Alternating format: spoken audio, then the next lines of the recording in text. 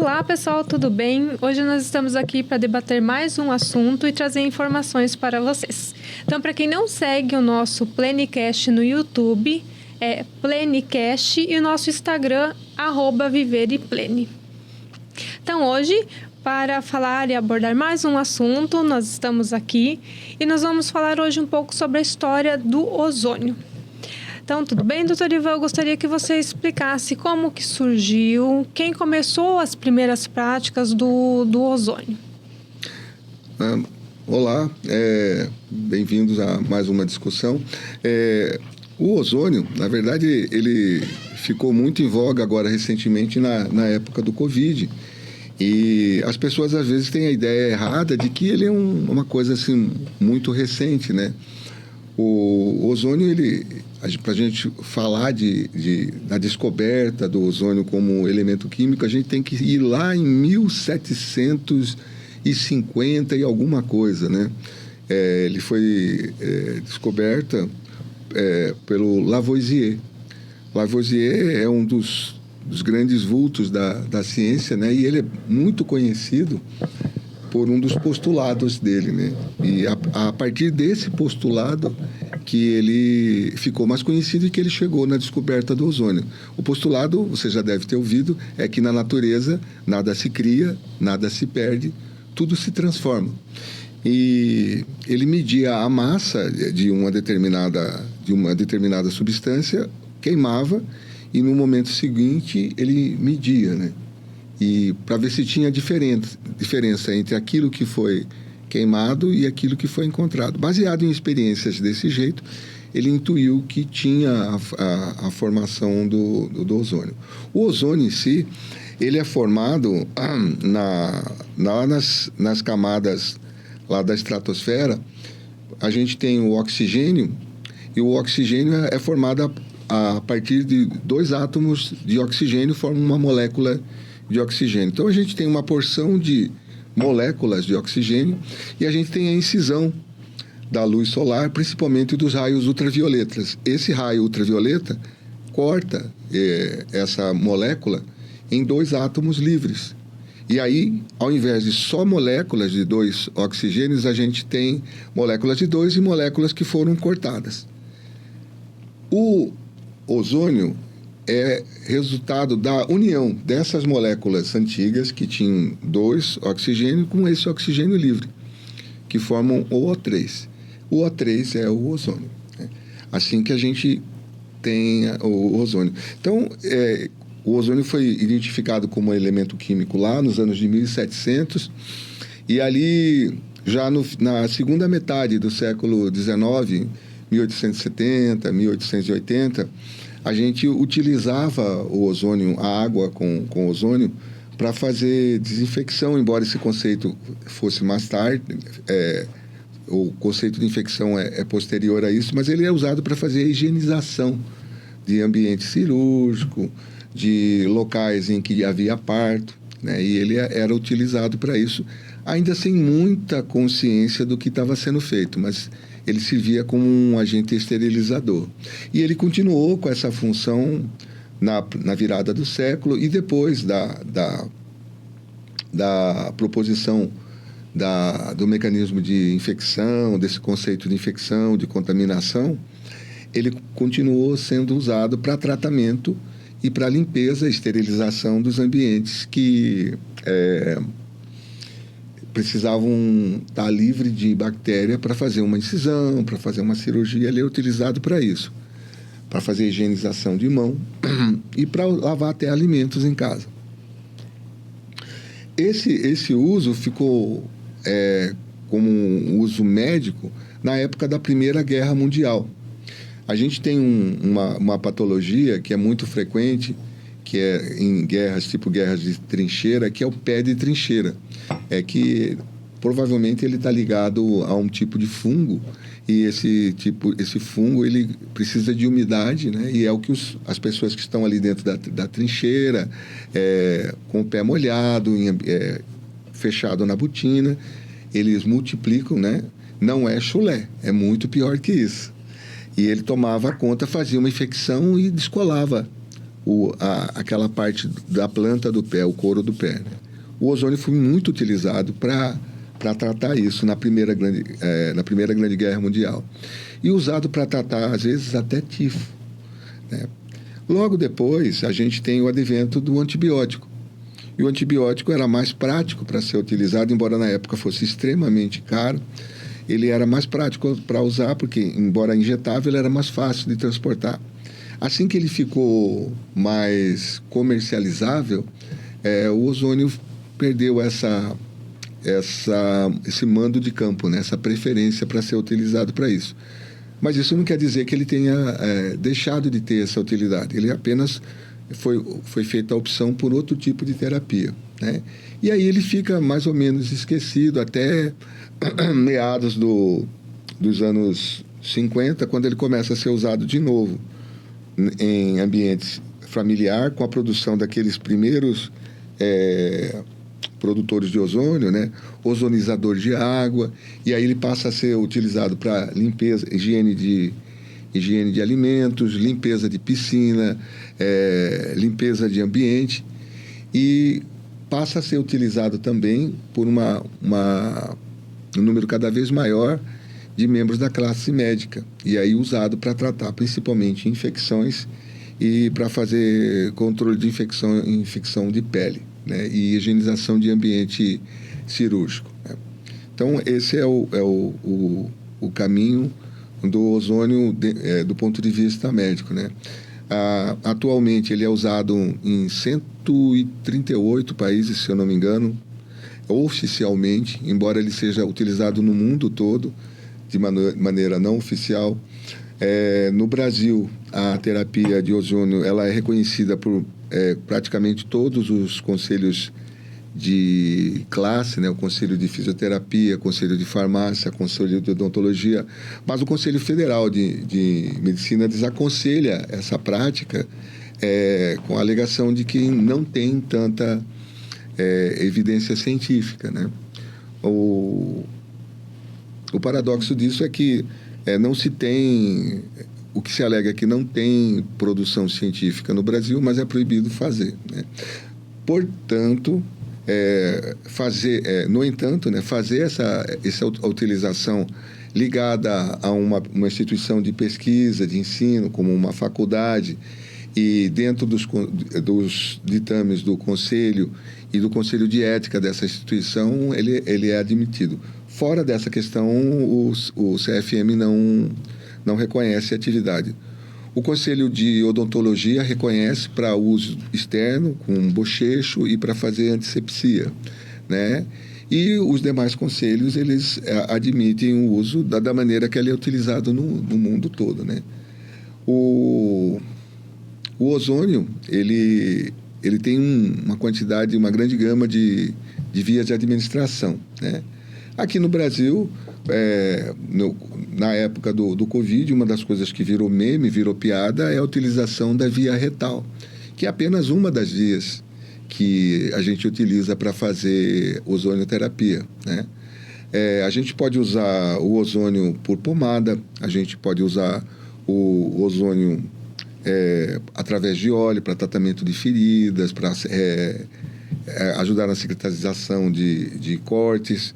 A gente pode usar o ozônio na forma de gás, colocando em volta, por exemplo, de um paciente que tem pé diabético ou uma ferida infectada muito grande e aplica-se o gás.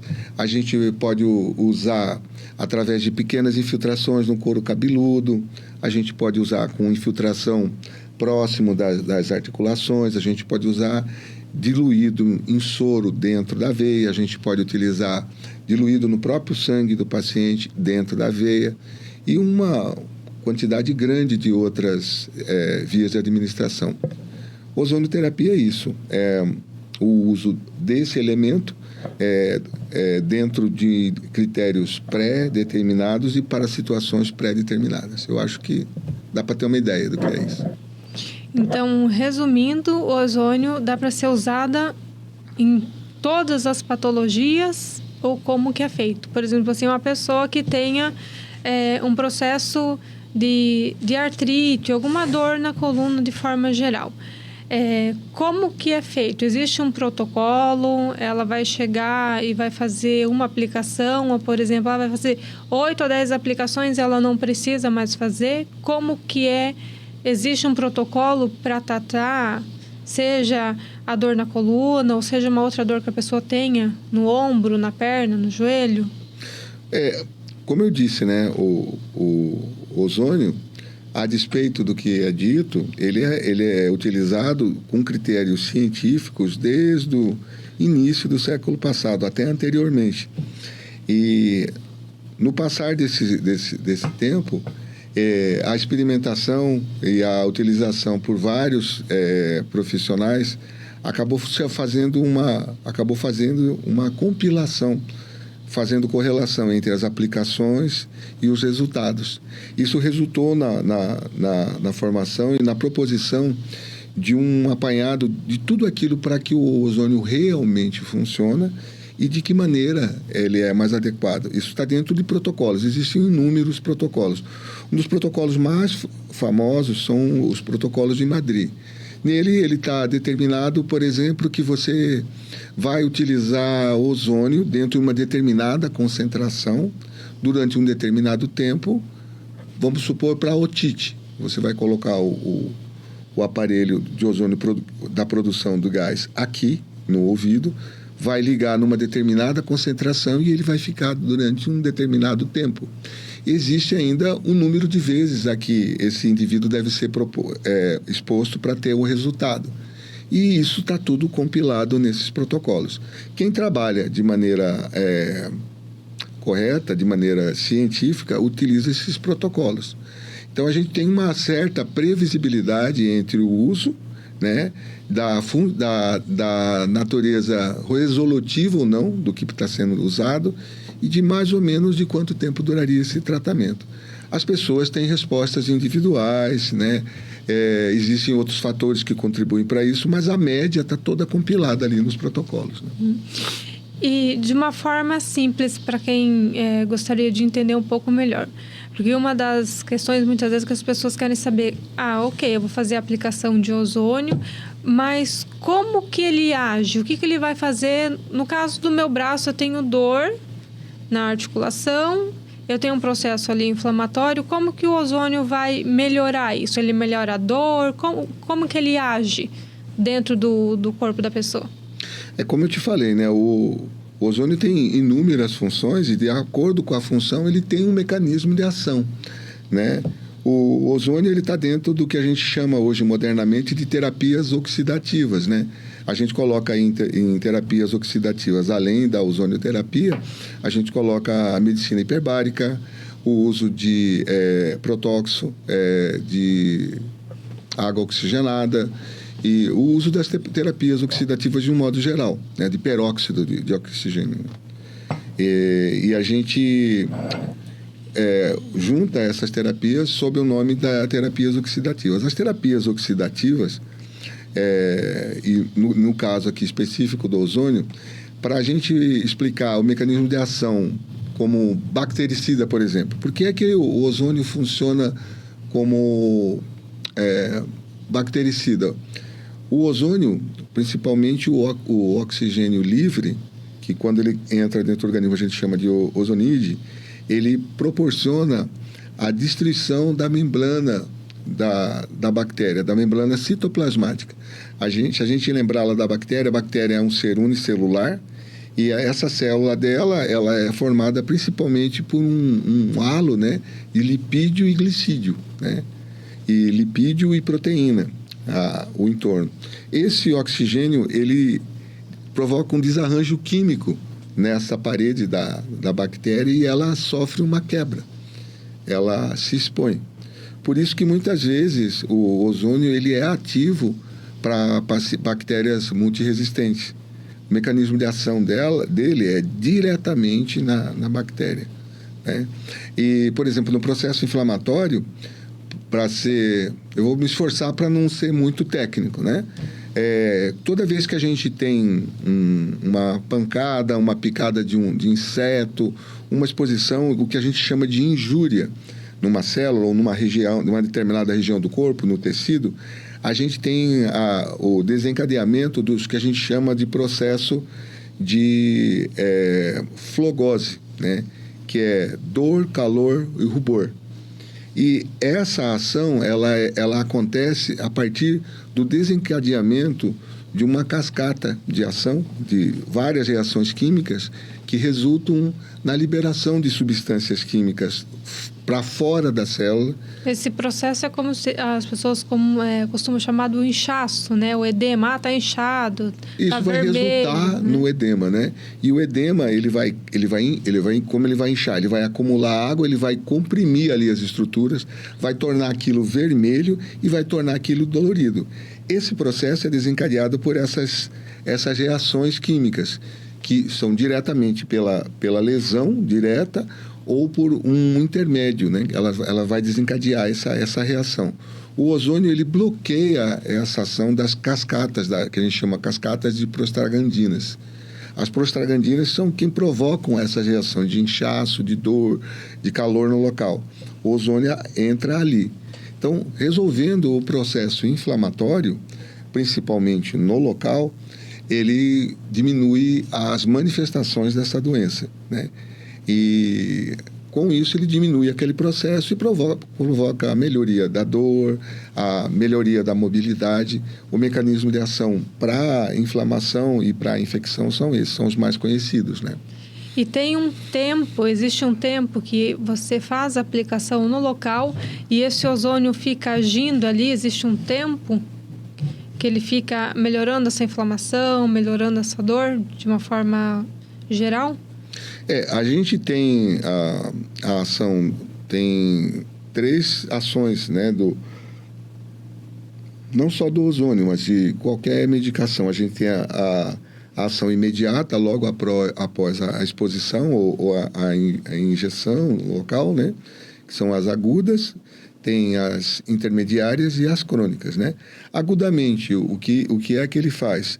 Ele provoca um aumento de volume no local, porque você está injetando um gás. Esse gás, ele é absorvido ali pelas estruturas e depois ele é captado para dentro da circulação. E ele provoca os efeitos dentro do sistema. Então, ele tem um efeito no local, depois ele é absorvido e esse efeito se propaga para o resto do corpo. O tempo de ação, normalmente o imediato, é logo que se faz a injeção, por até 4 a 6 horas. Nesse tempo, é muito comum os pacientes que fazem injeção no local e palpam, eles sempre relatam que eles têm a impressão que estão com um plástico bolha embaixo. A sensação é muito parecida, passa a mão, tem alguma coisa ali e é o gás que está ali. Esse gás vai ser absorvido, vai entrar para a circulação e a ação dele que vai se processar no segundo momento e no momento mais tardio, ela é produzida por essas substâncias que são absorvidas para dentro do vaso, é o que a gente chama de ozonídese. Isso perdura em média de 5 a 7 dias. Do modo geral, quando vai fazer as aplicações, elas são mais superficiais ou elas são mais profundas?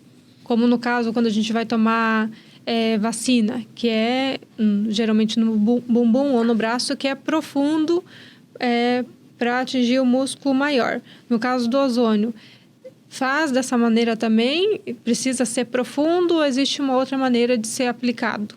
De um modo geral, em consultório, em clínica, o que o pessoal faz uso é da aplicação subcutânea. Ela fica nesse espaço entre quando começa os músculos, né, e a pele, como se a gente levantasse a pele e injetasse aqui.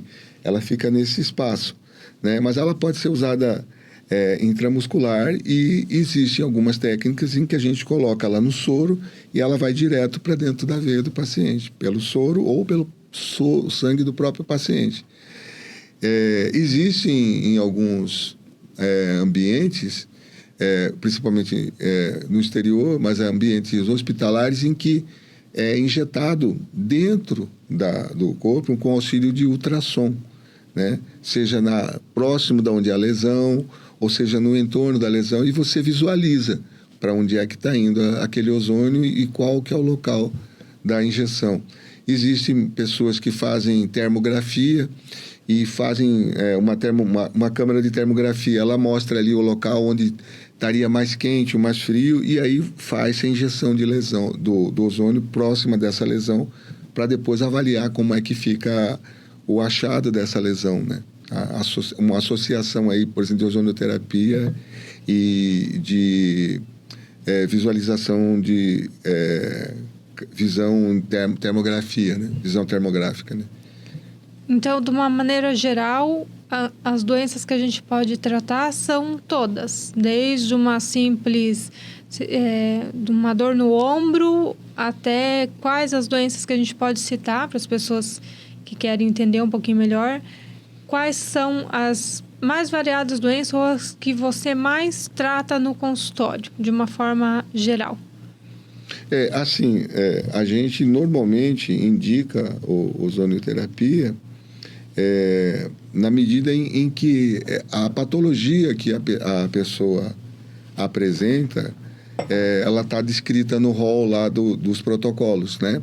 Mas no protocolo tem, por exemplo, para você tratar um pé diabético, né? E aí a técnica e o jeito que você vai usar o ozônio muda, né? Por exemplo, um pé diabético, para você fazer injeção no local, né? Se ele ainda não está naquela fase em que a pessoa perde até a sensibilidade, perde o pé, né?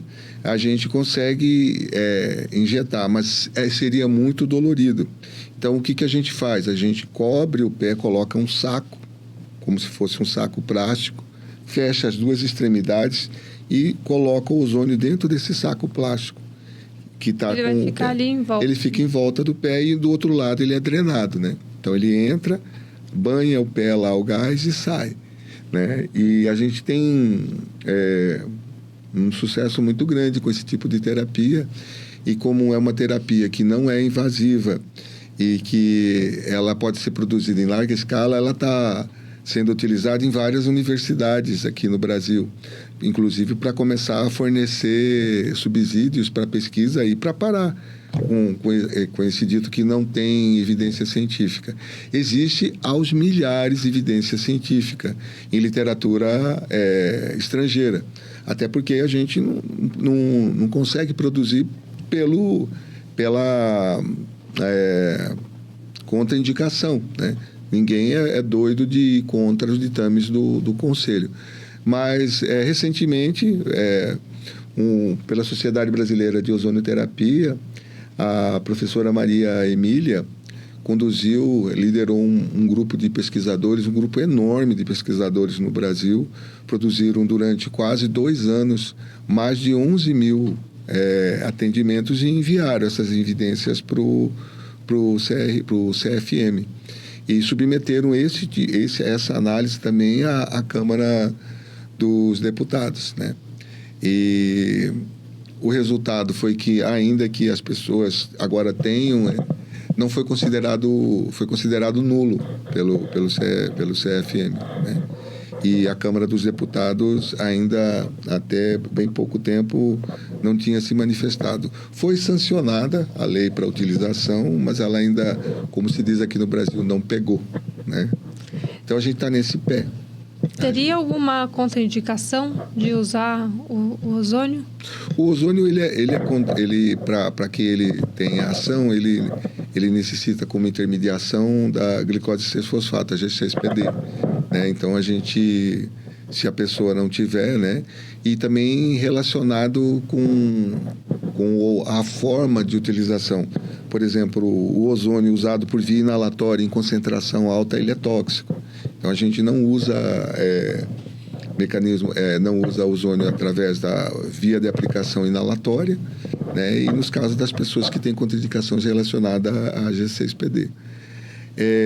A outra contraindicação seria a inabilidade de quem vai aplicar, ou a resistência ou não consentimento de quem vai receber, né? Mas são muito poucas, né? E até onde eu conseguir pesquisar e conseguir ler, a gente não tem relato de óbito relacionado com um efeito colateral de de oxigênio, de ozônio, né? O ozônio, na realidade, ele é um oxigênio enriquecido, né? É um oxigênio. Poucos minutos depois de ele estar na corrente sanguínea, ele se transforma em oxigênio, que é o que passa dentro do nosso corpo desde quando a gente nasce, até o último suspiro, né? Então, é muito difícil a gente dizer que tem uma contraindicação, né? As contraindicações são essas, né? E elas são bem poucas, né? Então tá bom, nós vamos encerrando mais um episódio. Para quem não segue o nosso perfil, já siga no @vivereplene e o nosso podcast Plenicast. Muito obrigada e até a próxima.